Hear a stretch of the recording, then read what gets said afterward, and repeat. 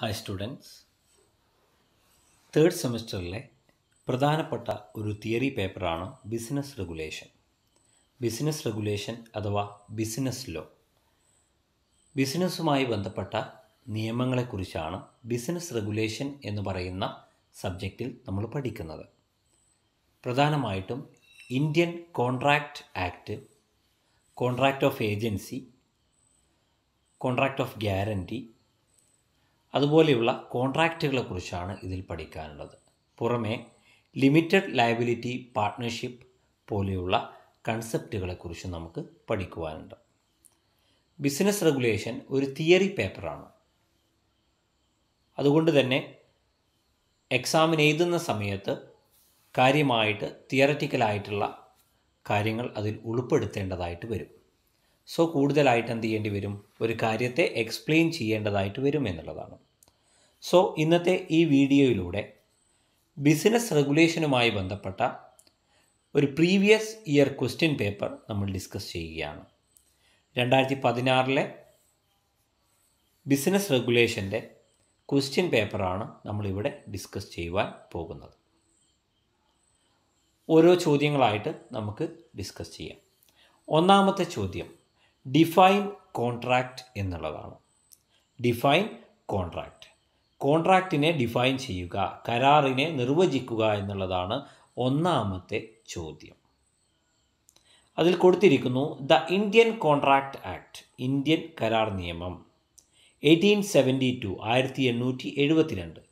1872 Indian കരാർ നിയമപ്രകാരം define the term contract under section 2. Section 2 subsection എച്ചിലാണ് എന്ത് ചെയ്തിട്ടുള്ളത്?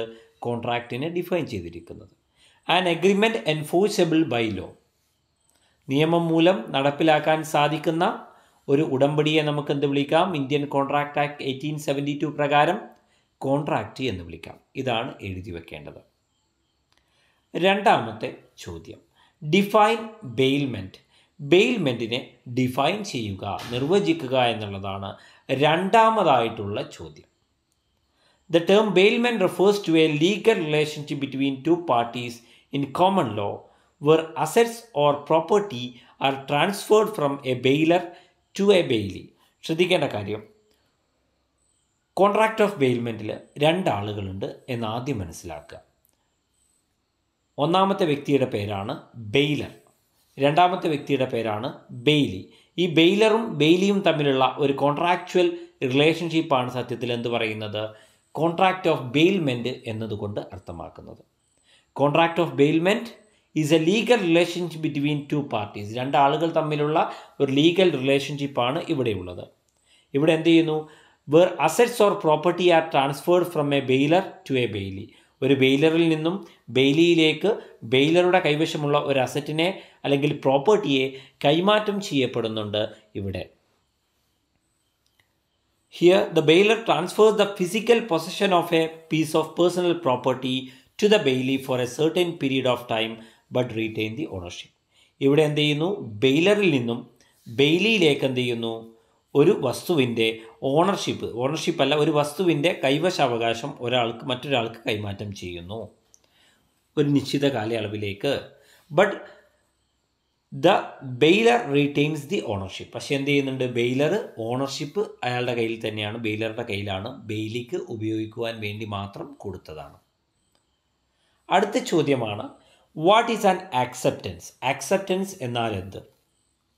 ഒരു എഗ്രിമെൻറ്റിൻ്റെ പ്രധാനപ്പെട്ട രണ്ട് എലമെൻറ്റുകളാണ് അല്ലേ? ഏതൊക്കെ? ഓഫറും ആക്സെപ്റ്റൻസും. An agreement is equal to offer plus acceptance. ഓഫറും ആക്സെപ്റ്റൻസും കൂടി ചേരുമ്പോഴാണ് ഒരു എഗ്രിമെൻറ്റ് ഉണ്ടാകുന്നത്. സോ എന്താണ് ആക്സെപ്റ്റൻസ് എന്നാണ് ചോദിച്ചിട്ടുള്ളത്. In the law of contracts, acceptance refers to the promise or act of a buyer who indicates his willingness to be bound by the terms and conditions stipulated in a seller's offer. ഒരു ഓഫറിനോടുള്ള, ശ്രദ്ധിക്കുക, offerer വെക്കുന്ന ഒരു ഓഫറിനോടുള്ള ഓഫറിയുടെ ഒരു willingness ആണെന്ത് ഈ പറയുന്ന acceptance എന്നതുകൊണ്ട് അർത്ഥമാക്കുന്നത്. അടുത്ത ചോദ്യമാണ് what do you mean by warranty. Warranty എന്നാൽ എന്താണ്? A warranty is a type of guarantee that a manufacturer or similar party makes regarding the condition of its products. അടുത്ത ചോദ്യമാണ്, what do you mean by contingent goods? Contingent goods എന്നാൽ എന്താണ്? Contingent goods are actually a sub type of future goods in the sense that in contingent goods the actual sale is to be done in the future. Contingent goods എന്ന് പറയുന്നത് future ഗുഡ്സിൻ്റെ ഒരു sub ടൈപ്പാണ്. ഇവിടെ എന്ത് ചെയ്യുന്നു, ഈ contingent ഗുഡ്സിൻ്റെ sale, actual sale നടക്കുന്നത് എന്താണ്? ഫ്യൂച്ചറിലാണ്, ഭാവിയിലാണ് എന്നുള്ളതാണ് പറയുന്നത്. If you sell your apples from your orchard, when the trees are yet to produce apples, the apples are a contingent good. ശ്രദ്ധിക്കേണ്ട കാര്യം, ഒരു പഴത്തോട്ടത്തിൽ എന്ത് ചെയ്യുന്നു, ഉള്ള ആപ്പിൾ എന്ത് ചെയ്യുന്നു, കച്ചവടം നടത്താൻ തീരുമാനിക്കുന്നു. ഏതിനു മുന്നേ? ആ മരങ്ങളിൽ ആ ഫലം ഉണ്ടായി തീരുന്നതിന് മുന്നേ തന്നെ. അങ്ങനെയാണെങ്കിൽ അത് കണ്ടിൻജൻറ്റ് ഗുഡ്സാണ്. അടുത്ത ചോദ്യമാണ്, what do you know about the undue influence? Undue influence എന്ന് പറയുന്നത് എന്താണ്? അല്ലേ, ഫ്രീ കൺസെൻറ്റ് ലഭിക്കാത്ത ഒരു സാഹചര്യമാണ്. അല്ലേ, നമ്മൾ പഠിച്ചാണ് ഫ്രീ കൺസെൻറ്റ് എന്ന് പറയുന്ന ചാപ്റ്ററിൽ ഫ്രീ കൺസെൻറ്റ് കിട്ടാത്ത ചില സാഹചര്യങ്ങളുണ്ട്. Example coercion, undue influence, misrepresentation, fraud, mistake മുതലായ സർക്കംസ്റ്റാൻസസിൽ അല്ലെങ്കിൽ സാഹചര്യത്തിലാണ് എന്ത് ചെയ്യുന്നത്, ഫ്രീ കൺസെൻറ്റ് ലഭിക്കാതിരിക്കുന്നത്. സോ ഫ്രീ കൺസെൻറ്റ് ലഭിക്കാത്ത ഒരു സാഹചര്യമാണ് അൺഡ്യൂ ഇൻഫ്ലുവൻസ്. അൺഡ്യൂ ഇൻഫ്ലുവൻസ് എന്നാൽ എന്ത് എന്നാണ് ചോദിച്ചത്. Undue influence occurs when an individual is able to persuade another's decision due to the relationship between the two parties. Undue influence എപ്പോഴാണ് ഉണ്ടാവുന്നത്? ഒരു വ്യക്തിക്ക് മറ്റൊരു വ്യക്തിയുടെ തീരുമാനത്തെ സ്വാധീനിക്കുവാനുള്ള കഴിവുണ്ടാകുമ്പോഴാണ്. അതെന്തിൻ്റെ ഭാഗമായിട്ടാണ്? ഈ രണ്ട് ആളുകൾ തമ്മിലുള്ള റിലേഷൻഷിപ്പിൻ്റെ ഭാഗമായിട്ടാണ്. ഒരാൾ ഡോമിനൻ്റ് പൊസിഷനിലാണ് ഉണ്ടാവുക. അയാൾ ആ ഡോമിനൻ്റ് പൊസിഷനെ എന്ത് ചെയ്യുന്നു, ദുരുപയോഗം ചെയ്തുകൊണ്ട്, എക്സ്പ്ലോയിറ്റ് ചെയ്തുകൊണ്ട് എന്ത് ചെയ്യുന്നു, മറ്റൊരാളിൽ നിന്നും എന്ത് ചെയ്യുന്നു, ഒരു ഡിസിഷൻ എടുക്കാൻ അയാളെ പ്രേരിപ്പിക്കുന്നു എന്നുള്ളതാണ് ഈ പറയുന്ന അൺഡ്യൂ ഇൻഫ്ലുവൻസ് എന്നതുകൊണ്ട് അർത്ഥമാക്കുന്നത്. അടുത്ത ചോദ്യമാണ്, LLP എന്നാൽ എന്ത്? ലിമിറ്റഡ് ലയബിലിറ്റി പാർട്ണർഷിപ്പ് എന്നാണ് ഇതിൻ്റെ മുഴുവൻ രൂപം. ഒരേ സമയം ഒരു കമ്പനിയുടെയും ഒരു പാർട്ട്ണർഷിപ്പിൻ്റെയും ഗുണങ്ങൾ നൽകുന്ന ഒരു ബിസിനസ് രൂപമാണ് ഇത് LLP എന്നതുകൊണ്ട് അർത്ഥമാക്കുന്നത്. It is an alternate for the corporate business. എന്ത് ചെയ്യുന്നു, കമ്പനിയുടെ ഇതിന് അനുസരിച്ചുള്ള, അതിന് പകരമായിട്ടുള്ള ഒരു ആൾട്ടർനേറ്റ് ആണ് ഇത് LLP എന്നുള്ളത്. Here the liability is limited. എന്ത് ചെയ്യുന്നു, ലിമിറ്റഡ് ലയബിലിറ്റി പാർട്ട്ണർഷിപ്പിൻ്റെ പ്രത്യേകത, ഇവിടെ പാർട്ട്നേഴ്സിൻ്റെ ലയബിലിറ്റി എന്ന് പറയുന്നത് എന്താണ്, ലിമിറ്റഡ് ആണ് എന്നുള്ളതാണ്. മാത്രമല്ല LLP can continue its existence irrespective of changes in partners. Partners മാറുന്നു എന്ന കാരണം കൊണ്ട് എന്ത് ചെയ്യില്ല, ഒരിക്കലും LLP അവസാനിക്കുന്നില്ല. ലിമിറ്റഡ് ലയബിലിറ്റി പാർട്ട്ണർഷിപ്പ് അവസാനിക്കുകയില്ല. LLP കണ്ടിന്യൂ ചെയ്ത് കൊണ്ടുപോകും എന്നുള്ളതാണ്. LLP എന്ന് വെച്ചാൽ എന്താണ്? ലിമിറ്റഡ് ലയബിലിറ്റി പാർട്ട്ണർഷിപ്പ് എന്ന് ഓർത്തു വെക്കുക. അടുത്ത ചോദ്യമാണ്, what is the right of lien? Right of lien എന്നാൽ എന്ത് എന്ന ചോദ്യം വന്നേക്കാം. Lien is the right of an individual to retain goods and securities in his possession that belongs to another until certain legal debts due to the person retaining the goods are satisfied. Lien എന്ന് വെച്ചാൽ എന്താണ്? ഒരാൾക്ക് ഒരു വസ്തുവിനെ തടഞ്ഞു വെക്കുവാൻ, കയ്യിൽ സൂക്ഷിക്കുവാനുള്ള അവകാശമാണ് lean എന്നുള്ളത്. എക്സാമ്പിൾ പറഞ്ഞുതരാം. നമ്മളൊരു ടെലിവിഷൻ നന്നാക്കാൻ വേണ്ടിയിട്ട് ഒരു ഇലക്ട്രോണിക് ഷോപ്പിൽ കൊടുക്കുന്നു. അവരെന്ത് ചെയ്യുന്നു, ആ ടെലിവിഷൻ നന്നാക്കിയിട്ട് അവിടെ വെക്കുന്നു. ഏതുവരെ? ആ ടെലിവിഷൻ്റെ സർവീസ് ചാർജ്, നന്നാക്കിയ പൈസ കിട്ടുന്നത് വരെ എന്ത് ചെയ്യുന്നു, ആ കടക്കാരൻ എന്ത് ചെയ്യുന്നു, ആ പ്രോഡക്റ്റിനെ റീറ്റെയിൻ ചെയ്ത് വെക്കുന്നു. ആ ടെലിവിഷനെ തൻ്റെ കൈവശം വെക്കുന്നു. അതിനുള്ള അവകാശം അയാൾക്കുണ്ട്. അതാണ് റൈറ്റ് ഓഫ് ലീൻ എന്നതുകൊണ്ട് അർത്ഥമാക്കുന്നത്. അടുത്ത ചോദ്യമാണ്, write a note on agreement. എഗ്രിമെൻറ്റിനെ കുറിച്ച്, ഉടമ്പടിയെക്കുറിച്ച് ഒരു നോട്ട് എഴുതുക. Agreement is an essential factor for a contract. ഒരു കോൺട്രാക്റ്റുമായി ബന്ധപ്പെട്ട ഏറ്റവും പ്രധാനപ്പെട്ട ഒരു ഘടകമാണ് ഇത് എഗ്രിമെൻ്റ് എന്നുള്ളത്. Agreements formed through offer and acceptance. ഒരു ഓഫറിലൂടെയും ആക്സെപ്റ്റൻസിലൂടെയുമാണ് എന്ത് ചെയ്യുന്നത്, ഒരു എഗ്രിമെൻറ്റ് ഉണ്ടാകുന്നത്. അതുപോലെ തന്നെ എന്ത് ചെയ്യുക, an agreement can be shown from words, വാക്കിലൂടെയോ കണ്ടക്റ്റ് പ്രവൃത്തിയിലൂടെയോ ഒക്കെ, ഈവൻ ഇൻ സൈലൻസ്, ചില സമയത്ത് നിശബ്ദതയിലൂടെയൊക്കെ എന്ത് ചെയ്യും, എഗ്രിമെൻറ്റ് ക്രിയേറ്റ് ചെയ്യപ്പെടും. An agreements An agreement to agree is not enforceable. Then അടുത്ത ചോദ്യമാണ്, what are the various elements of a valid contract? ഒരു വാലിഡ് കോൺട്രാക്റ്റിന് ഉണ്ടായിരിക്കേണ്ട പ്രധാനപ്പെട്ട എലമെൻറ്റുകൾ, ഘടകങ്ങൾ ഏതെല്ലാമാണ് എന്നുള്ളതാണ്. First of all, offer and acceptance. ഒരു വാലിഡ് കോൺട്രാക്റ്റ് ആണോ അവിടെ ഓഫറും ഉണ്ടാവണം, അതുപോലെ ആക്സെപ്റ്റൻസും ഉണ്ടാകണം. അതുപോലെ free consent of the parties. Contracting parties എന്ത് ചെയ്യണം? ഫ്രീ കൺസെൻറ്റ് ആയിരിക്കണം നൽകിയിരിക്കേണ്ടത്. അതുപോലെ consideration, something in return from the promisee to the promisor. പ്രോമിസിയിൽ നിന്നും പ്രോമിസർക്ക് കിട്ടുന്നതാണെന്ത്? ഈ പറയുന്ന കൺസിഡറേഷൻ എന്നുള്ളത്. അത് ഒരു വാലിഡ് കോൺട്രാക്റ്റിൻ്റെ എസെൻഷ്യൽ എലമെൻ്റ് ആണ്. അതുപോലെ valid contract lawful object. Lawful object and lawful consideration. Lawful object ആയിരിക്കണം ഒരു വസ്തുവിൻ്റെ മുകളിൽ, നിയമപരമായ വസ്തുവിൻ്റെ മുകളിലായിരിക്കണം കരാറിൽ ഏർപ്പെടേണ്ടത്. ലോഫുൾ ആയിട്ടുള്ള കൺസിഡറേഷൻ ആയിരിക്കണം നൽകേണ്ടത്. അതുപോലെ competent parties or capacity of parties. കരാറിൽ ഏർപ്പെടുന്ന ആളുകൾ, contracting parties must be capable for entering into the contract. ഒരു കോൺട്രാക്റ്റിൽ എൻ്റർ ചെയ്യുന്നതിനുള്ള കപ്പാസിറ്റി, കോമ്പിറ്റൻസി ഉണ്ടായിരിക്കണം എന്നാണ് പറയുന്നത്. അതുപോലെ intention to create a legal obligation or relationship. നിയമപരമായിട്ടുള്ള ഒരു കടമ അല്ലെങ്കിൽ നിയമപരമായിട്ടുള്ള ഒരു ബന്ധം ഉണ്ടാക്കുക എന്നുള്ള ഉദ്ദേശത്തോടു കൂടിയിട്ടാണ് എന്ത് ചെയ്യുന്നത്? ഇത് ചെയ്യുന്നത് എന്നാണ് പറയുന്നത്. സോ അടുത്ത ചോദ്യമാണ്, when an offer comes to an end. എപ്പോഴാണ് ഒരു ഓഫർ അവസാനിക്കുന്നത്?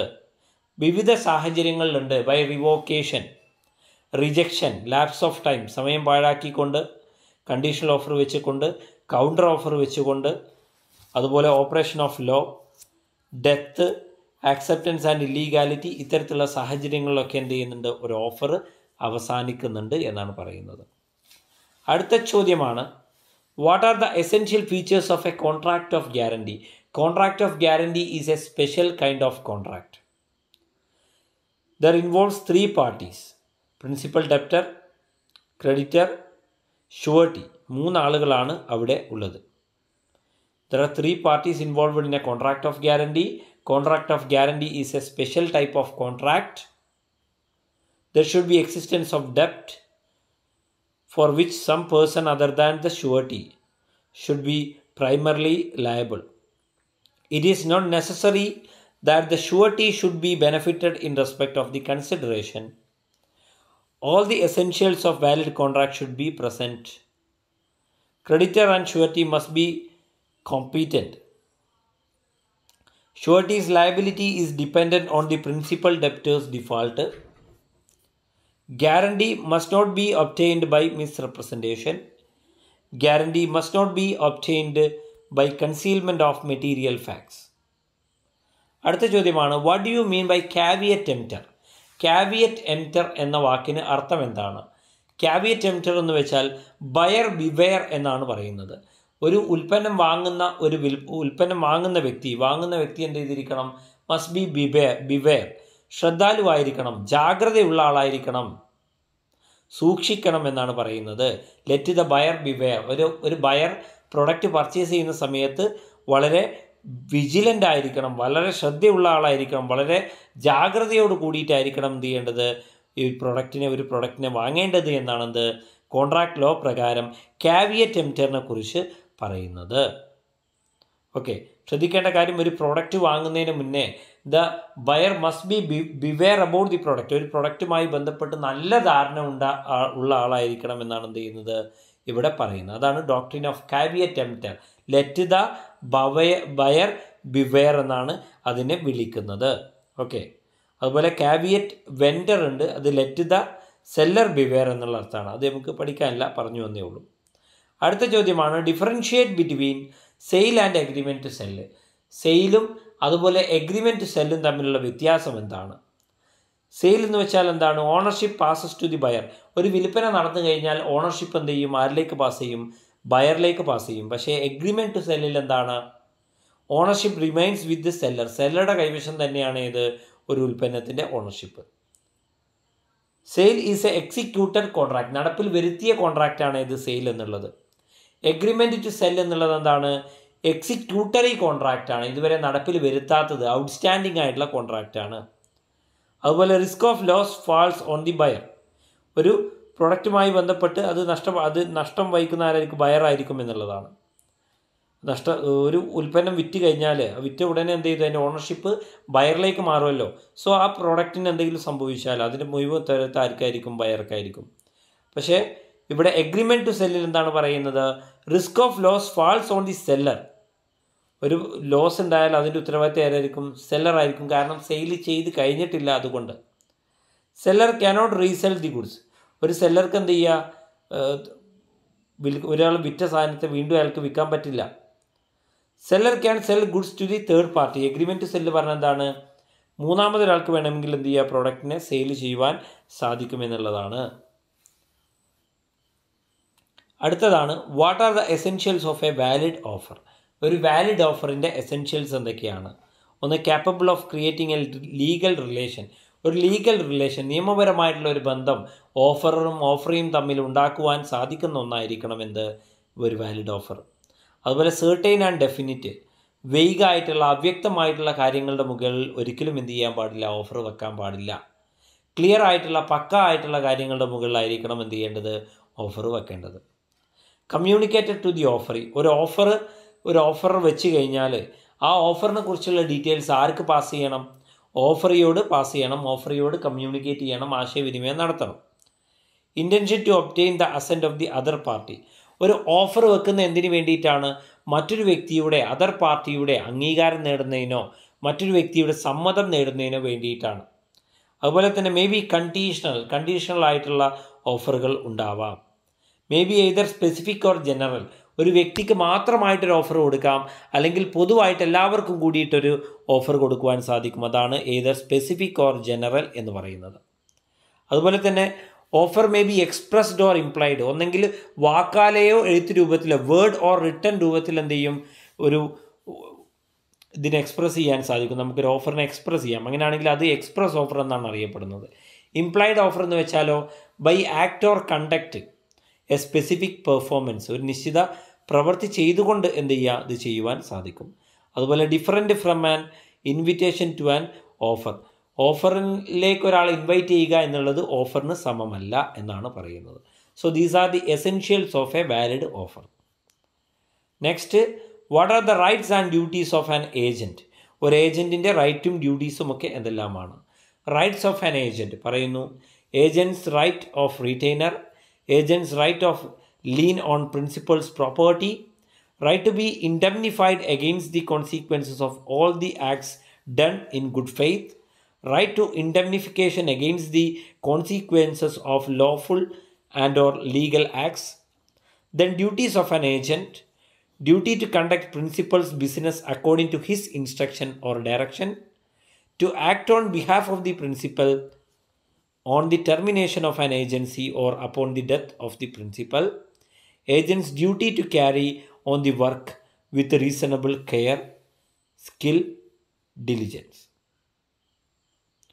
സോ ഇത്രയും കാര്യങ്ങളാണ് നമുക്ക് ഡിസ്കസ് ചെയ്യുവാനുള്ളത്.